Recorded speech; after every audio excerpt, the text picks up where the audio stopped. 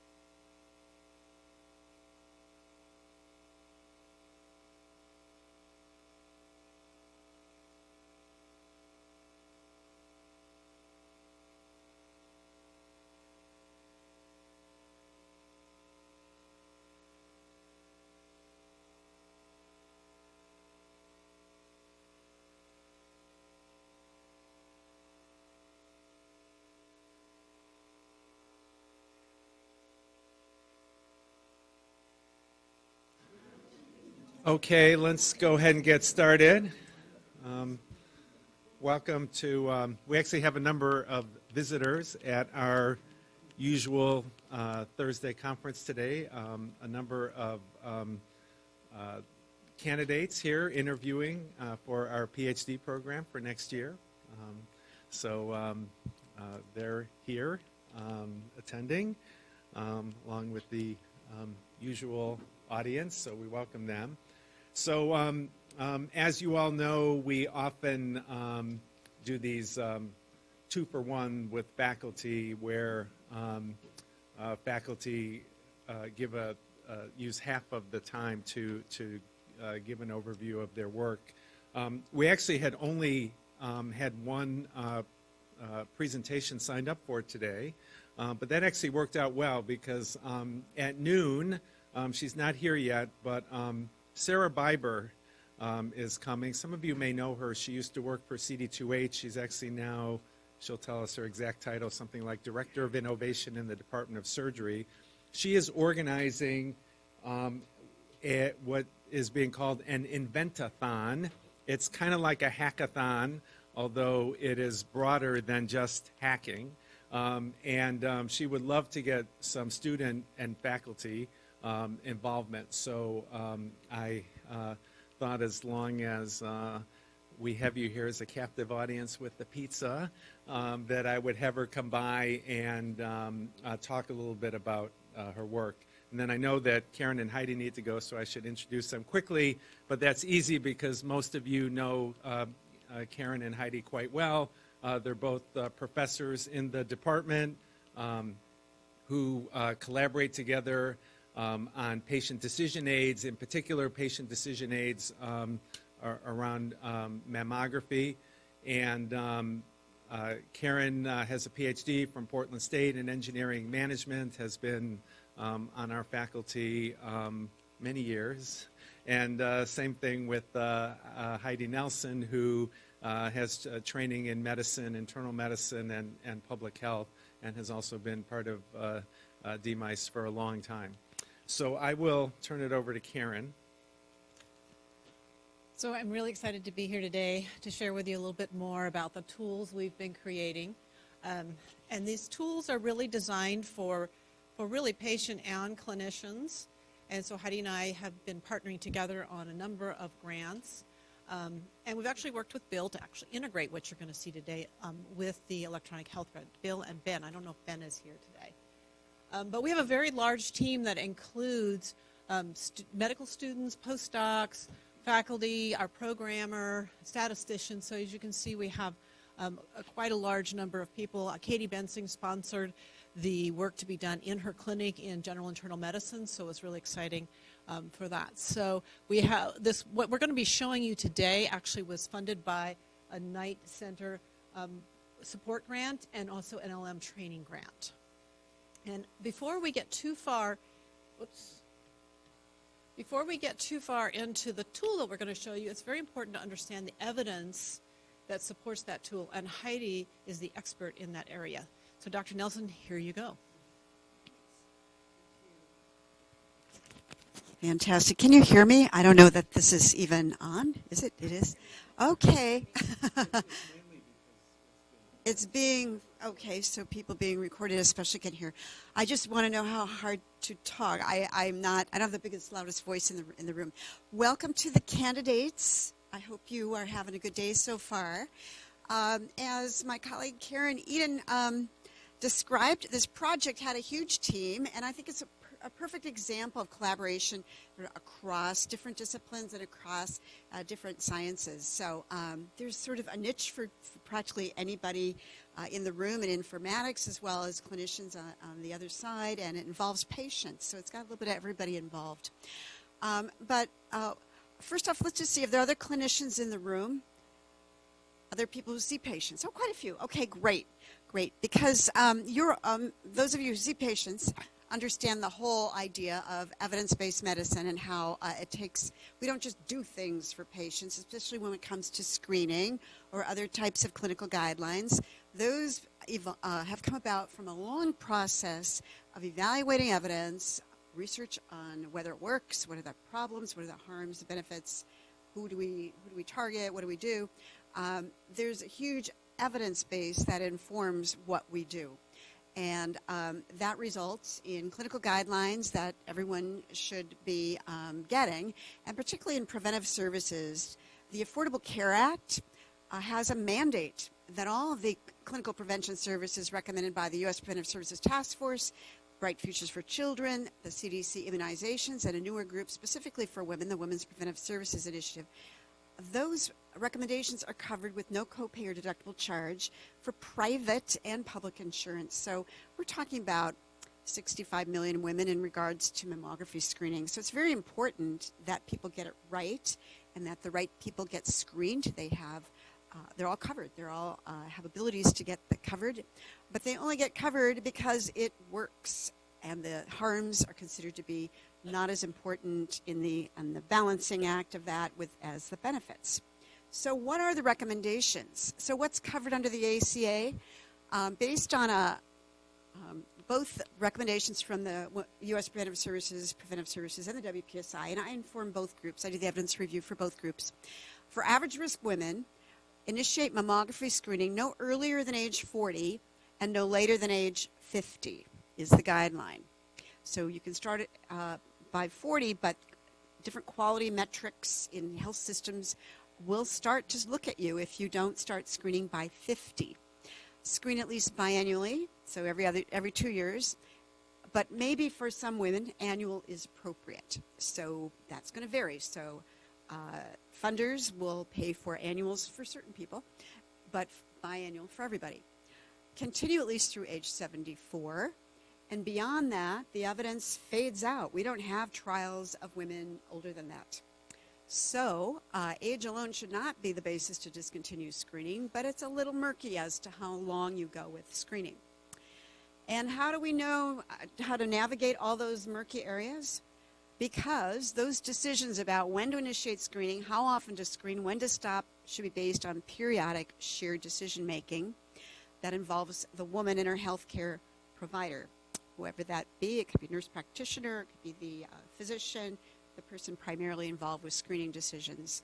That's a lot to do in a shared decision-making process. So that's easy to put out there in recommendations, but most clinicians go, well, what do I do with that?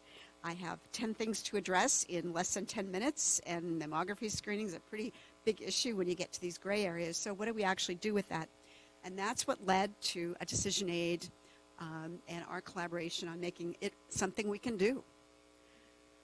So most people don't realize not only do women have access to mammography screening, there are 2 other preventive services that involve cancer prevention or screening that women have access to as well that are covered under the ACA. And I've been involved in both of these as well with the U.S. Preventive Services Task Force. So one is risk assessment, genetic counseling, and genetic testing for pathogenic mutations of BRCA1 and 2 genes, which are the cancer-related genes. And so we don't test everybody, even though the testing companies want us to do that. We don't test everybody. We ask all women about their family history for breast cancer, breast and ovarian cancer, and other related cancers. And there are short tools that have been tested, developed. The one we use, we'll show you, developed by the CDC for this purpose, triages women to genetic counseling, where they actually spend an hour doing kindred analysis and more sophisticated methods to really get a good estimate. But asking just a short list of questions will get you into that door or not. And then women who have those positive screening results go to genetic counseling, and if indicated after counseling, opt for it. They can go get their mutation testing. So it's done in a careful way. We don't just look at everybody's DNA. So there's this third one, and this one's even harder. For women with increased risk of breast cancer, using medication, tamoxifen, raloxifene, aromatase inhibitors, and even more emerging, can prevent breast cancer. The other things are for reducing. When you get to mammography screening, you're just finding it early. But when you actually give people medications to reduce breast cancer risk, you're actually preventing it. So that's pretty amazing. But only women at increased risk, so how do you figure that out?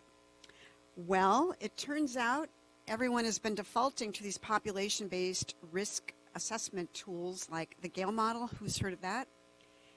The problem is they were developed from population data, and when you apply them to individuals, they're about as good as a coin flip in telling you who's going to get cancer. They don't work clinically. They are inaccurate. So whenever we say, well, just, your Gale model risk score, that's actually what the FDA says. These people with a Gale score of more than 1.665 year percent increase in risk of breast cancer can have these drugs. That's ridiculous. How can we get that kind of precision with a tool that's no better than a coin flip?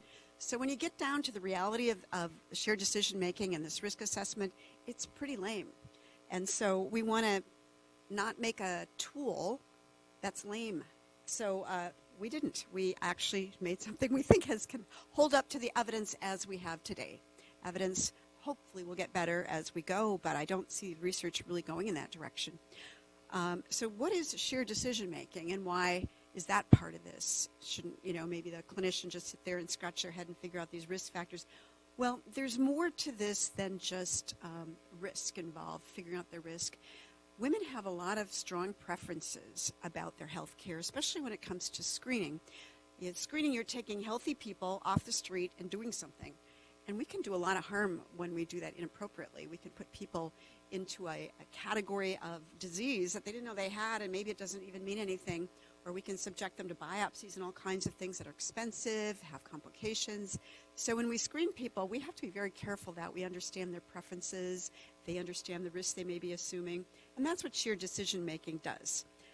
This is a nice diagram we often use in these talks to just sort of lay out what is shared decision making. It's a way to assist women in making informed decisions. And of course, everybody walking in the door doesn't have a medical degree or a PhD or training. They have to understand in their context of their own education, their language barriers, their health education barriers. We have to go to where they are in discussing this, and that's not so easy to do quickly and effectively. But essentially what happens, you discuss benefits and harms of screening. You assess the woman's values and preferences, and sometimes their preferences are based on incorrect information that they got off the web, because that's always right? So there's a lot of, my girlfriend and my mom, and, there's a lot of stuff around those preferences that need to maybe have a reality check. And then they consider the factors such as risk, life expectancy for screening those older women. When do we stop?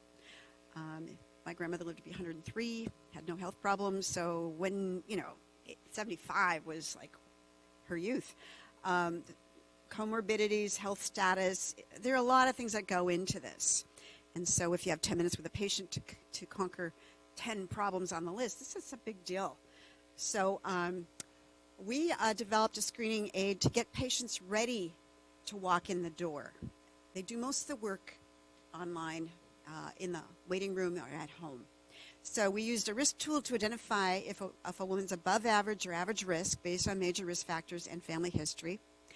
The women above average risk in the decision tool at the front end are referred appropriately to genetic counseling, back to their clinician to look at the lump they described in their breast. They go elsewhere. They don't even go into the decision aid because they have things to attend to. Women with average risk continue going through the decision aid component. They get educational material.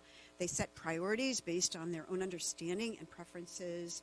And then they get a report that lists their questions they have and the things that are important to them, and gets them ready to go in and talk to their clinician. And this can be printed if they want to. Karen will be telling us in a minute about our study that brings it into the electronic records and what we're hoping to do with that in a future study. But that report shows all the work that was done in this session. And so hopefully gets people ready for that encounter. So we did a pilot study that was funded by the Night Cancer Center, where we took our original more prototype version and we updated it. We expanded that earlier version to include all women under the recommendation up to age 74. We did a connection with the electronic health records, and we did a study that mostly took place in 2018. I understand our paper is galley-proof stage as we speak, so you can actually read about it, your evening reading at home, whatever you want to see more about it. But we looked at women in 3 OHSU internal medicine primary care practices, and they're big on screening. They have checklists. They're very on to screening, and it's probably a quality measure in health systems. It's a HEDIS measure to screen women above age 50. So the women in the primary care practices were invited to use our decision aid, MammoScreen, via MyChart, which is the OHSU portal.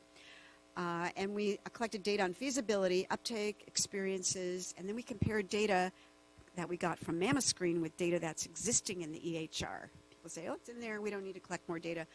Well, we wanted to know, is that true?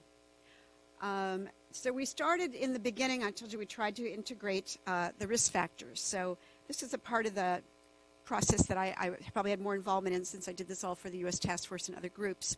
So we started with the big stuff. We call them the high-risk flags. Rather than go into a calculator, just give me a checklist, what's important. So anybody who has symptoms, we don't need to go to the decision aid. You need to have those symptoms looked at. Anybody with a radiation history, and there aren't that many people like this, but in a university hospital system, there are more. So if they got treatment for Hodgkin's lymphoma or other kinds of radiation exposure, they're at a high risk. If they have known BRCA mutations or relatives with them, we want to send them in a different route. If they have previous breast or ovarian cancer, they're not really being screened. They need to go to surveillance mode, not screening mode. So if they have any of these flags, they get a message. If not, they keep moving. And then we put them we ask them about previous breast biopsies. If they've had a high-risk lesion or cancer on a previous biopsy, we need to send them in a different direction. Many of them don't know exactly what the outcome was, so we just kind of keep them moving, and maybe that needs to be checked if it can be. But we want to know who had a high-risk lesion because they're actually being surveilled too. They're not necessarily being screened. And then we go into the CDC risk tool. We need to know if they have Ashkenazi Jewish heritage, which is associated with founder mutations of the BRCA genes, which can increase your risk, but also a series of questions developed by the CDC about family history. If they score at a certain level, they then need to go on to genetic counseling and do a kindred analysis. Otherwise, you get through all this, off to the decision aid. And here's the mastermind behind the rest. Thank you, Heidi. So actually, I just want to go back a slide because one of the things that we wanted to really ensure when we created our decision aid is that the right people were using decision aid. So anybody who was considered above average risk did not go on to see the next pieces that you're going to see. They are the people who do go on to see the decision aid are considered average risk, and they're in that purple, that lavender shaded shape up there. Okay, so let's now talk about decision aids. So decision aid is something that needs to be written in plain language so that everybody can understand it, because most people don't understand some of the very complex medical terms that you all know. And so we want to be able to know that they understood what we're trying to convey. So we do interviews with patients.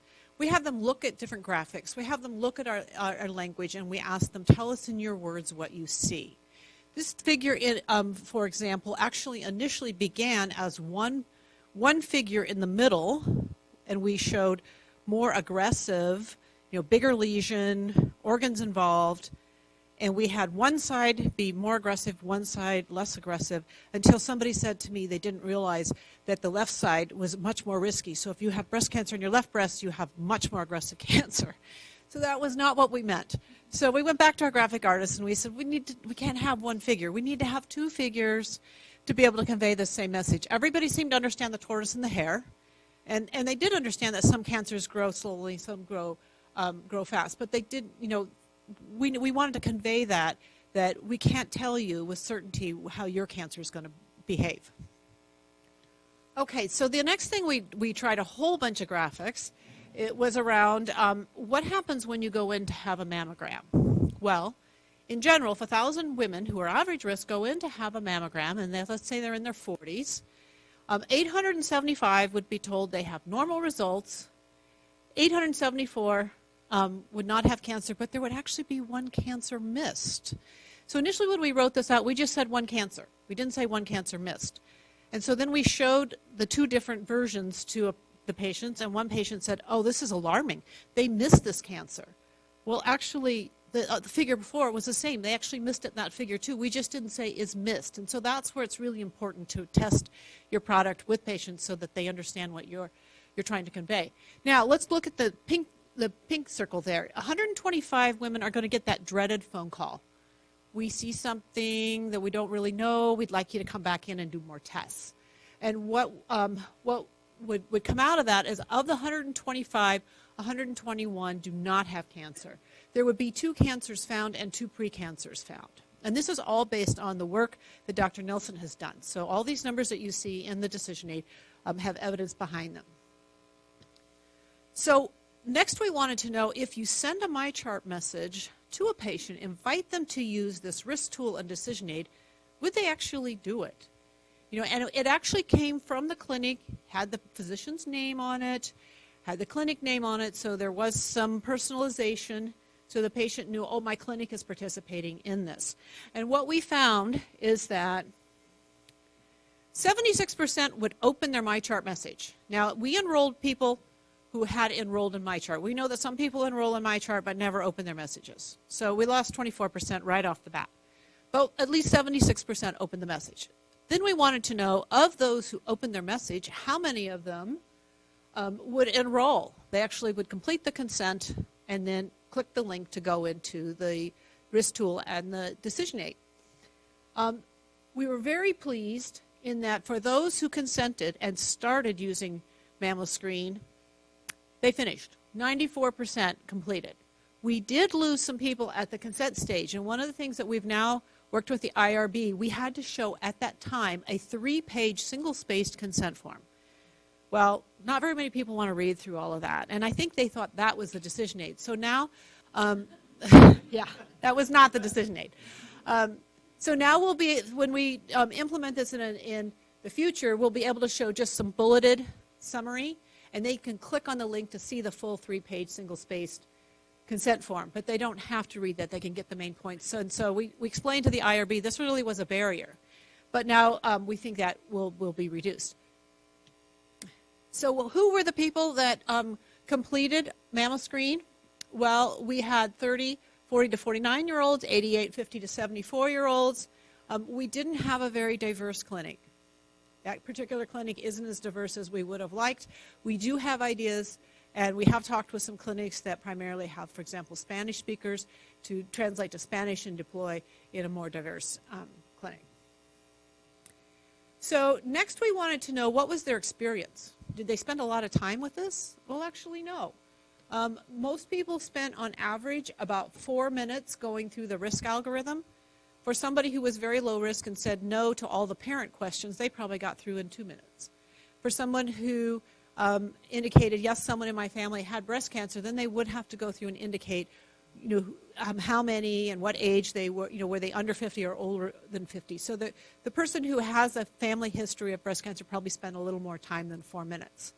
For those people who went on to use our decision aid, they actually only really used it for 2 to 3 minutes. It was a very quick experience, which is what we really wanted, because we may be deploying this at times even in the waiting room, and it's not going to delay a patient going into appointments. Okay, so then we also interviewed the patients to find out, well, what was their experience? And what they said is that it was highly intuitive. The decision aid and the risk algorithm was easy to navigate.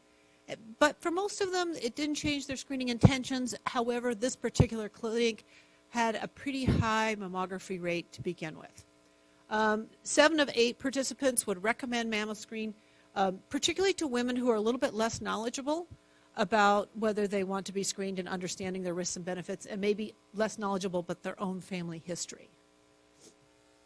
We then interviewed the 3 physicians and the MA. We wanted to make sure that what we created didn't create extra burden on the clinical workflow. We worked very carefully to make sure that it was, it was implemented kind of invisibly and it was natural to the workflow.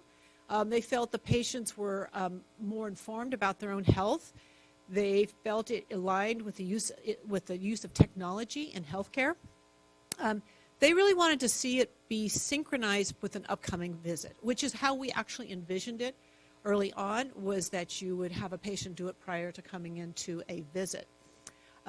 the other thing that we had to learn was not every physician wanted to see every report of every patient. And so that's part of what we're trying to do as we move forward with integrating with EHR. Really, one physician wanted to see every report. One physician only wanted to see the patients who had symptoms and were above average risk and not being screened. And so there is a bit of customization in terms of what kind of information flows to the physicians, what information do they want to see, what's important to each one of them. And I think there's ability to do that. So the next thing we did is we took the 118 women who completed MammoScreen, and we said, well, let's see what was in the charts before they used MammoScreen. And let's see how hard it is to find that information. And what we found is that information was missing, it was conflicting, and it was difficult to find. Perhaps it might have been, a little note might have gone in, a progress note that said something like, grandmother was just diagnosed with breast cancer. But maybe that information never gets into the family history cell. It's just sitting in a progress note somewhere. Much of the information wasn't structured. We also learned that 8 women reported symptoms using MammoScreen, and one of those 8 actually was a new symptom, and nothing was recorded in her chart. So it was important to reach out. The clinical staff immediately reached out to have this particular patient come in for follow-up. All right, so as Dr. Nelson mentioned, there were 2 categories. So after using the risk algorithm, you either fell into the category of average risk or above average risk. And what we found is there was only agreement, and I don't know if I have an arrow here. I think I do. Well, there was only agreement for 7 patients. So there were 21 patients who were above average risk when using either MammoScreen or according to the chart, and that we applied the same exact algorithm to the chart. So we treated them exactly the same. Only 7 were found in both. So you could look in the chart and see it, but not conveniently. There's nothing in there that says above average risk. You'd have to go in and count up the number of family members who had breast cancer. However, in chart review, there were 8 women that were considered above average risk, and then, but in terms of the MammoScreen, there were 13 total. In terms of chart review, 15 total for an overall number of 21. So what that told us is that you really need both pieces of information to get a comprehensive understanding of whether this patient is above average risk. We did provide the overall agreement, and the kappa coefficient was only moderate. But as I said, we were really focused in on those women who were above average risk. We wanted to know what the agreement was for those women. So what we concluded is that it was feasible to deploy this in clinics. And in fact, this very clinic has signed on with us with the latest grant that we just put in February. The uptake was 76%. Of those who opened the invitation, 36% enrolled. And the experience was brief. It was 6 minutes for those who used both the risk tool and the decision aid. So that's not a long period of time. And it provides more timely and more complete breast cancer risk information. The clinicians want to know who the women are in their clinics who are above average risk, so they can reach out and appropriately have conversations about preventive measures. And right now, it's very difficult to do because the information is not stored in a way that they can look at a chart and say, oh, this person's above average risk quickly. For some, yes, but for many, no. And I think that's it. So questions for Heidi and I?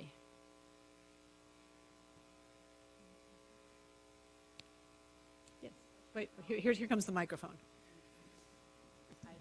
Heidi, why don't you come up here too? Maybe for you too. I guess my question is about the risk model itself. You showed some good photos there, and I was wondering, is it all clicking on one or another, or is there a box to fill in? My half-sister, my cousin had breast cancer, or I have a gene mutation, but it's not BRC. I want a BRC too. Yeah, now that's a really great question. The risk tool that we just showed you one box. There's a series of family history questions that come from the CDC tool. So essentially, do these relatives have breast or ovarian cancer? And it goes to maternal and paternal sides. So, the various different relatives. And any clicking of one or of two, if you get sort of a threshold of two, buys you a referral. So it's a triage tool. It's not a way of estimating familial cancer risk. Then the earlier question, what's that? I'm Does sorry. it go to third-degree relatives? I'm just wondering how far It goes out first to second. Yeah. So it's kind of a quick way to get at least the tip of the iceberg. People are missed either way, but different studies by the CDC's study group showed that it's pretty good. It's pretty accurate. It's better than not asking. Then the other one about BRCA, we just said BRCA as one of those big flags, but the question is, do you or your relatives have a known BRCA1 mutation? And I think there's some language about other genetic mutation, but to list all of the possibilities is kind of goes over everybody's head. So people who know, but it probably doesn't drill down to any other types of mutations. But we're increasingly finding more and more that link in, so it's evolving. Yeah, so it's a great question. So I wanted to just add, we had a lot of, Heidi and I had a lot of discussion about what messages to convey to patients. And we really felt that conveying numbers at times could be confusing, because sometimes people think, oh, any number bigger than 1, I'm at huge risk. Well, maybe not. And so that's why we took this approach with this model to put people into above average or average, and really to give them very practical next steps, and not just, here's your number. Many people don't know what to do with that. Any other questions? Dr. Biber. Do you have any plans to incorporate, I was just hearing how there's now recommendations for using MRI for dense breast tissue. And There's still not good evidence on who needs an MRI. So most primary care clinicians are defer to the radiologist if there needs to be a better view. Okay. But as far as a screening algorithm or recommendation, the evidence is just not strong enough. It shows increased detection, but does that increase mortality or decrease? What does it do, and what are the ups and downs? And there still hasn't been a good trial showing us that. Yeah, there was something. I just heard something on NPR about how it was. Yeah, I was reviewed for that study that just came out. It's increased detection. Again, that's helpful, but how does that fit in with the whole screening thing? So I know, as it's working in health systems, that deferring to radiologists, they need a good view. If they need something else, who's going to hold them back from that? But as far as what do we do at the front end, it's still really mammography. Yeah, I'll have to tell you about my experience with Epic Imaging and what they did. Okay. They want you to go to Tomo right away and get everything right away, usually is the... It's interesting. They have their own screening thing that they give you. Oh. And based on that, they make recommendations. Yeah. They want, when I go, everybody wants me to go right to Tomo, and no. But you have to pay extra. You pay extra. It's not covered. ACA will cover digital mammography. Yeah.